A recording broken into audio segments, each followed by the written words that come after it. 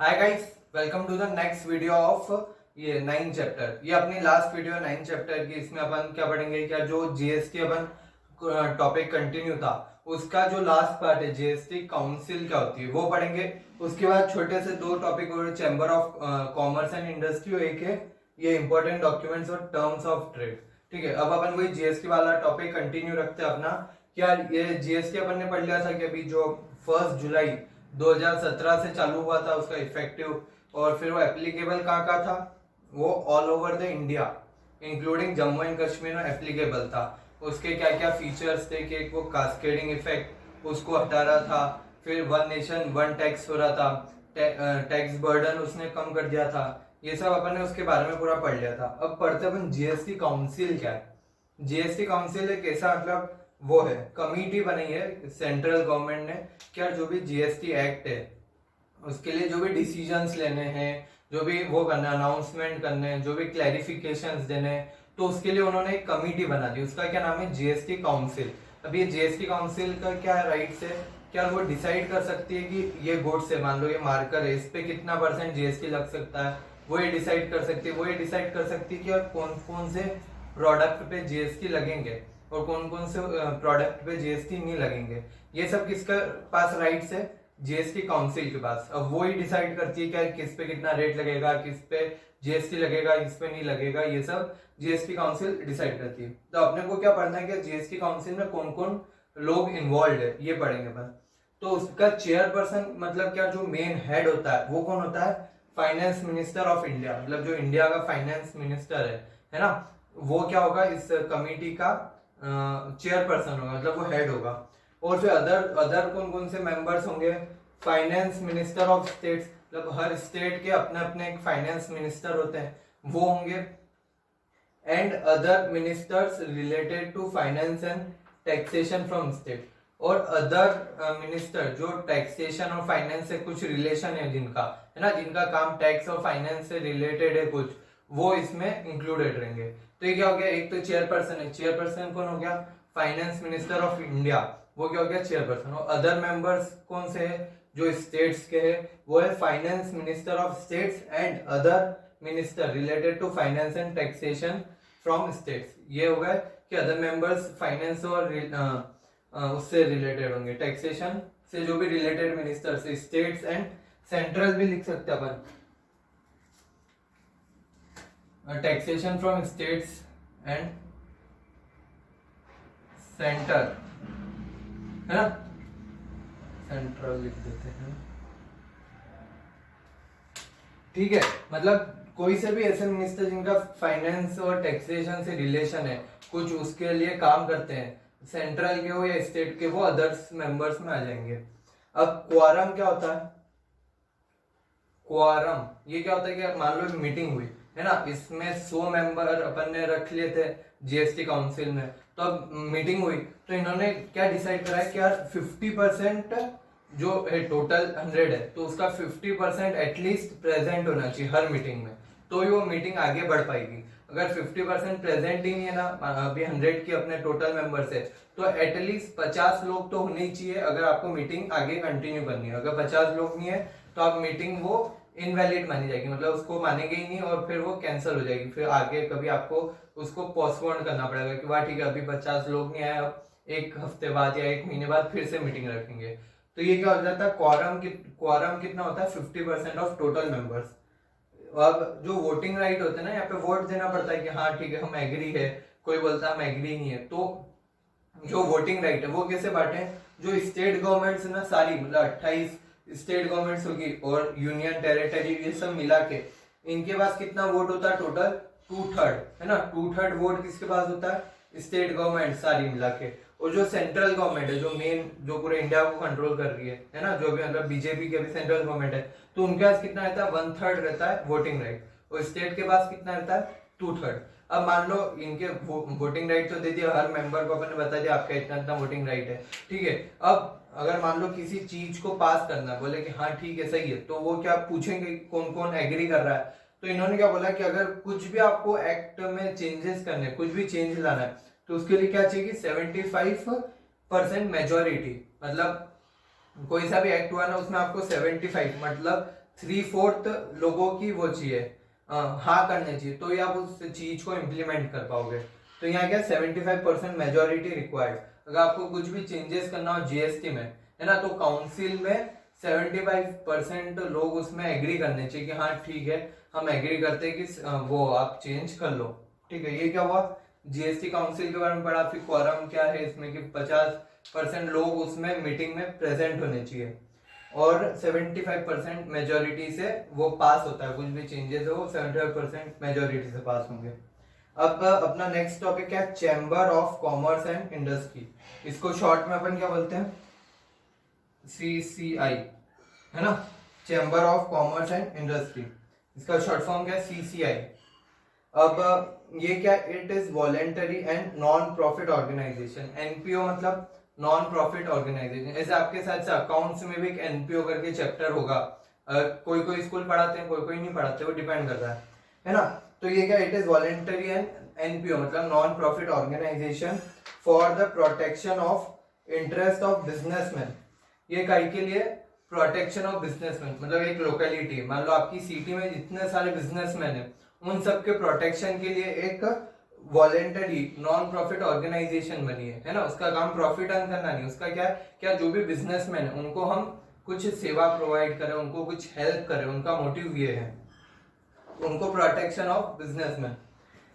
In general businessman का उनको कुछ प्रोटेक्ट करना, and that territory in particular, और उस टेरिटरी मतलब उनके जो, अगर आपकी सिटी का वो है सीसीआई, मतलब हर सिटी में एक चैम्बर ऑफ कॉमर्स होता है एंड इंडस्ट्री, है ना, हर सिटी का एक एक chamber of commerce and industry होता है।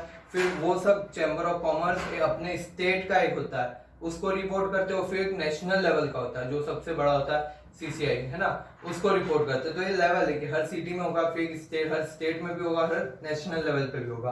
तो वो क्या, अगर मान लो आपकी सिटी वाला है तो उस सिटी की पूरी टेरिटरी को वो देखेगा कि यार कुछ गलत तो नहीं हो रहा बिजनेसमैन के साथ, उनको प्रमोट करेगा, उनको बिजनेस करने में हेल्प करेगा। It represent the business community of a particular region. ये क्या करता है, जो उस रीजन के जितने भी बिजनेसमैन है ना, उनको प्रमोट करता है, इररिस्पेक्टिव ऑफ पर्टिकुलर इंडस्ट्री और trade. Irrespective of particular industry और ट्रेड मतलब क्या, वो कोई सा भी काम कर रहा हो, पान की दुकान हो या फिर सोने का बिजनेस हो, है ना, अगर ग्रेन्स का बिजनेस हो, आप कोई सर्विस प्रोवाइड कर रहा है, प्लम्बर है, कोई कारपेंटर है, कोई सा भी कैसा भी बिजनेस हो, है ना, वो सबको प्रमोट करने में, वो सबके इंटरेस्ट को बचाने के लिए, protection of interest of businessman, और वो कैसा ही बिजनेसमैन हो, कोई कैसा भी बिजनेस कर रहा हो, वो चैम्बर ऑफ कॉमर्स उसकी हेल्प करेगा। अब क्या फंक्शंस होते हैं चैम्बर ऑफ कॉमर्स के, क्या फंक्शंस होते हैं, ठीक है, वो पढ़ते हैं।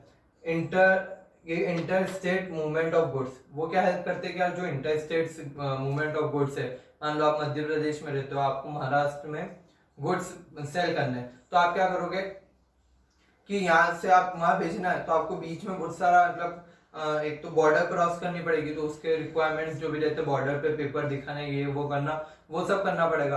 तो ये क्या, आप अगर कुछ दिक्कत आ रही है तो आप चैम्बर ऑफ कॉमर्स में जाकर उनसे बोल सकते हैं कि सर ये दिक्कत आ रही है, हम कैसे सॉल्व करें, आप हमको बता दो या आप हेल्प कर दो।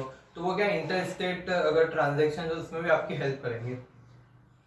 प्रमोटिंग साउंड इंफ्रास्ट्रक्चर, इंफ्रास्ट्रक्चर मतलब क्या, रोड है ना, स्कूल, हॉस्पिटल्स, ये सब कहीं में आते हैं, वाटर, ये सब कहीं में आते हैं इंफ्रास्ट्रक्चर में। तो ये क्या करते हैं, प्रमोटिंग साउंड इंफ्रास्ट्रक्चर मतलब कोई इंडस्ट्री है जो आपकी उसकी टेरिटरी में लोकेटेड है, तो वो क्या ट्राई करेंगे, हर एक इंडस्ट्रीज को बराबर पानी मिले, उसके इंडस्ट्रियल वर्क के लिए बराबर इलेक्ट्रिसिटी मिले, मतलब कोई वहां पे इलेक्ट्रिसिटी जानी नहीं चाहिए, वाटर हो गया, इलेक्ट्रिसिटी हो गया, और क्या होता है, बराबर रोड मतलब रोड ट्रांसपोर्टेशन, वहां उनके आसपास अच्छी रोड बनी हुई हो। ये क्या इंफ्रास्ट्रक्चर, वो क्या ट्राई करते हैं कि इंफ्रास्ट्रक्चर अच्छा डेवलप हो बिजनेस के लिए। वेट्स एंड मेजर प्रिवेंशन और डुप्लीकेशन ऑफ ब्रांड, मतलब वेट्स एंड मेजर्स हो गया, क्या वो ये ट्राई करते हैं कि वेट्स है जो स्टैंडर्ड वेट्स मेंटेन हो। ठीक है, अब मान लो अपन कुछ एक प्रोड्यूसर है, वो मान लो 200 ml की गुड्स बना रहा है, तो वो ये चेक करते हैं क्या 200 उसने लिखा है तो अंदर 200 ml है कि नहीं, वरना वो लोगों के साथ, कंज्यूमर से के साथ कुछ गलत कर रहा है, तो वो चेक करते हैं कि इसने 200 पैकेट पे लिखा तो अंदर 200 ml है कि नहीं, वरना ये 200 बाहर तो लिख रहा है, अंदर 180 भर रहा है। तो ऐसा भी होता है। तो वो भी चेक करते कि ऐसा कुछ नहीं हो रहा हो। और सेकंड क्या, प्रिवेंशन और डुप्लीकेशन ऑफ ब्रांड, मतलब कि कोई ब्रांड ब्रांड में आपको पता है किसी का अच्छा नाम चल रहा है बाजार में, है ना, तो आपने क्या करा, उसी का सेम कंसेप्ट या उसी के सेम गुड्स कॉपी कर लिया, मतलब वो जो चीज बेच रहा है वैसी आपने बना के आप भी बेचने लग गए। तो ये क्या करते कि कोई मतलब ब्रांड की कॉपी नहीं करे। लेबर लेजिस्लेशन, मतलब ये ट्राई करते कि यार जो लेबर है सफिशिएंट प्रोवाइड होते रहे, और जो लेबर लॉ है ना, जो लेबर के लिए लॉ बना हुआ है कि बेसिक वेज एक्ट, तो ये सब भी फॉलो हो रहे हो। हार्मोनाइजेशन ऑफ टैक्स स्ट्रक्चर, मतलब क्या, जैसे अभी जीएसटी आया था, है ना, तब बिजनेसमैन सब ऐसे हो गए थे कि यार क्या करना, क्या करें, हम क्या करें, ये क्या है, इतनी नई चीज है। तो क्या हुआ उस टाइम, फिर चैम्बर ऑफ कॉमर्स जो थी एंड इंडस्ट्री, सीसीआई ने क्या करा, बहुत सारे सेमिनार्स लिए, उसमें सब बिजनेसमैन को बुलाया कि आओ हम बताते क्या क्या करना है, इतना लोड मत लो, हम आपकी हेल्प करेंगे, जीएसटी नई चीज है, हम आपको पूरा समझाएंगे। तो क्या हुआ, जो ये था सीसीआई, है ना, उसने सेमिनार्स लिए, हर एक बिजनेसमैन को समझाया, बुकलेट बांटी थी, मतलब मेरे घर पे भी अभी भी पड़ी होगी शायद से, क्या बता।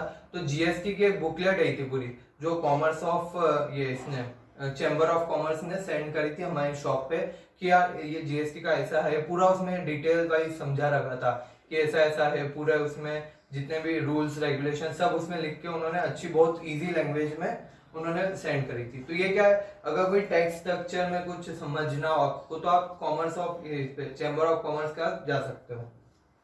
ऑक्ट्रॉय एंड टोल टैक्सेस, पहले जब जीएसटी नहीं था तब ऑक्ट्रॉय और टोल टैक्स होता था ना, तो आपको क्या उस टाइम अगर कुछ भी आप सामान इस सिटी से उस सिटी जा रहे हो तो भी आपको टोल टैक्स लगता था, ठीक है। तो उस टाइम क्या होता है, ये चैम्बर ऑफ कॉमर्स वो कलेक्ट करता था और वो देखता था कि बराबर कलेक्शन हो रहा है कि नहीं।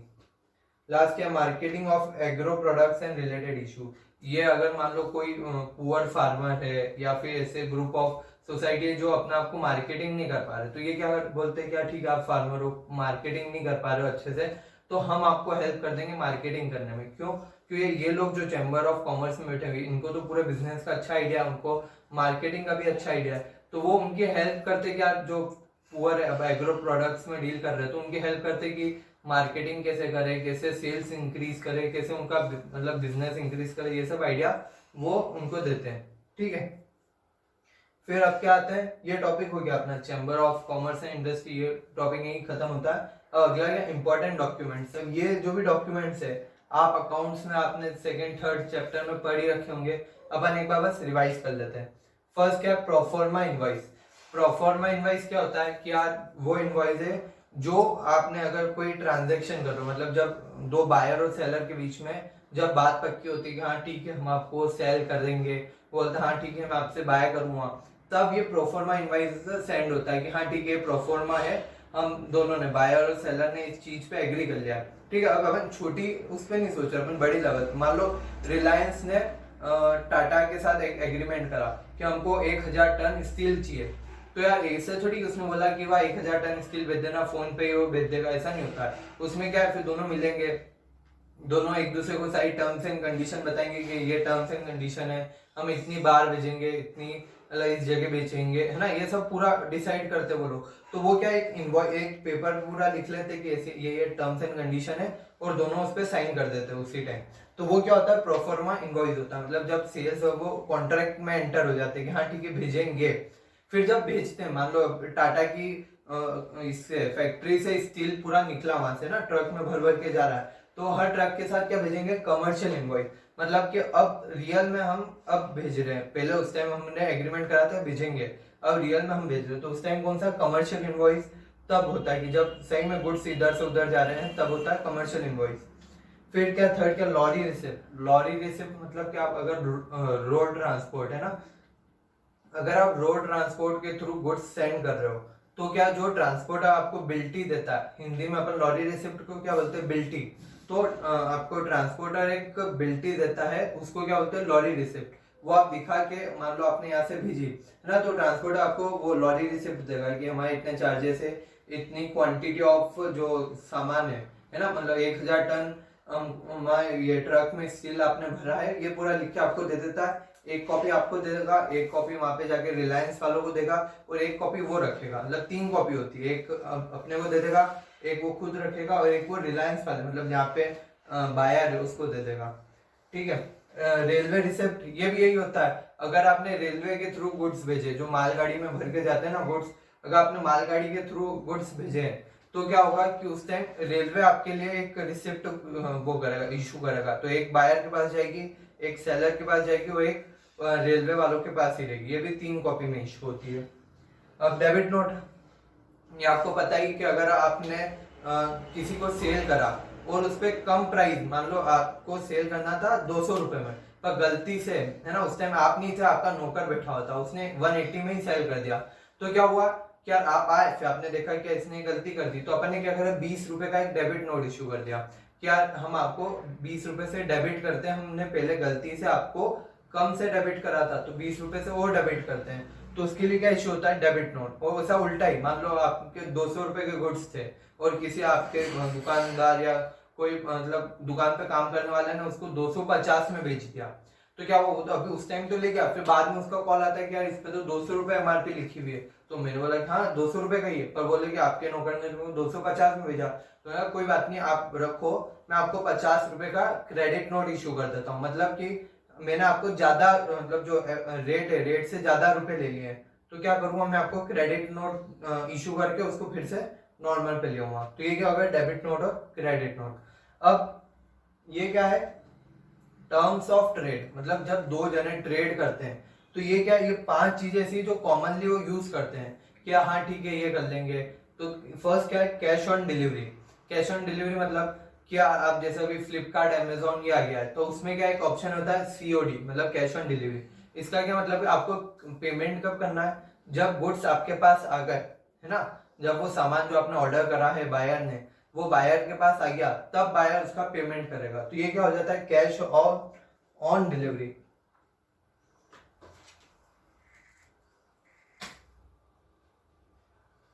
ये क्या हो गया, कैश ऑन डिलीवरी, मतलब पेमेंट कब होगा, जब डिलीवरी होगी तब पेमेंट कर देंगे हम। सेकंड क्या है, फ्री ऑन बोर्ड, मतलब क्या मान लो एक यूएसए का बंदा है ना, या फिर चलो अपन इंडिया का ही ले लेते अभी, ठीक है। एक मान लो मुंबई का अपन ने गुड्स मंगाए, मुंबई से इंदौर, ठीक है, मुंबई से वो पूरी ट्रॉली भराई, है ना। उसने क्या बोला कि मेरा जो सेलर है उसने क्या बोला कि मेरी लाइबिलिटी, मेरी रिस्क जो है ना गुड्स के प्रति, बस यहाँ तक, जब मेरा ट्रांसपोर्ट मतलब ट्रक में सामान भर दिया उसके बाद मेरी कोई रिस्क नहीं है, उसके बाद का पूरा खर्चा बायर उठाएगा। मतलब सेलर क्या बोलेगा, मैं फ्री ऑन बोर्ड हूँ। बोर्ड मतलब कि मैंने सामान चढ़ा दिया ना, जब ट्रक में सामान चढ़ा दिया उसके बाद मैं फ्री हूँ। उसके बाद अगर ट्रक में आग लग जाती है या ट्रक चोरी हो जाता है, अंदर ट्रक वाला ही भाग जाता है, उसके बाद या फिर ट्रक के जो ट्रांसपोर्टेशन कॉस्ट है उसका जो भी कॉस्ट लगेगी या जो भी रिस्क है वो कौन बियर करेगा, जो वो है बायर है वो बियर करेगा। तो ये क्या हो गया, फ्री ऑन बोर्ड। अब सेकंड थर्ड क्या है, कॉस्ट एंड फ्रेट, मतलब C&F।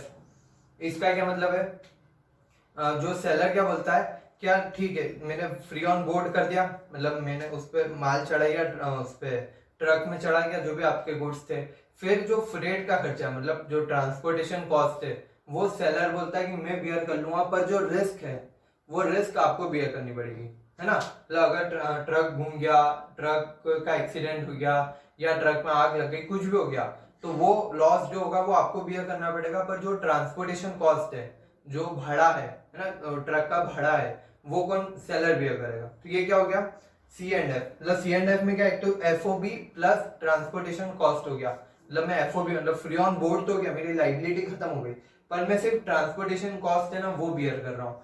तो ये क्या हो गया, C&F। अब ये क्या, CIF मतलब कॉस्ट इंश्योरेंस एंड फ्रेट। इसका क्या मतलब है कि वो अब इंश्योरेंस का भी जो एक्सपेंस है इंश्योरेंस का भी वो बियर करेगा, और जो उसका ट्रांसपोर्टेशन का उसका भी सेलर ही बियर करेगा, है ना। सेलर इंश्योरेंस का भी बियर करेगा और उसका फ्रेट का, दोनों का बियर करेगा अमाउंट।